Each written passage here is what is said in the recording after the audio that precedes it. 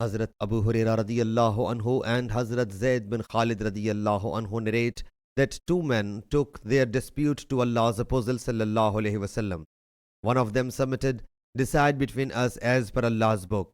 The other man, who was comparatively more sensible, submitted, "Yes, O Allah's Apostle sallallahu alaihi wasallam, decide between us in accordance with Allah's book. But allow me to talk first." He sallallahu alaihi wasallam thereupon said, "Speak." He submitted, "My son was a wage earner with him." Imam Malik rahmatullah alayhi says, "Wal asifo" means a laborer.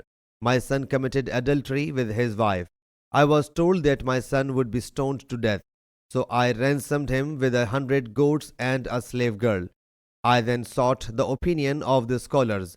So they told me that for my son was a punishment of 100 lash flogging and a year's banishment." Allah's Apostle sallallahu alaihi wasallam thereupon said, "By him in whose possession my soul is, I will necessarily decide between you as per Allah's book. Your goats and slave girl will be returned to you, and your son will be flogged with 100 lashes and forced into an exile for 1 year." And he sallallahu alaihi wasallam then commanded Hazrat Unes Aslami to go to the other's man wife, and if she confessed, she had to be stoned to death. She confessed, so she was stoned to death. Sahih Bukhari, Hadith number 6842 and 6843.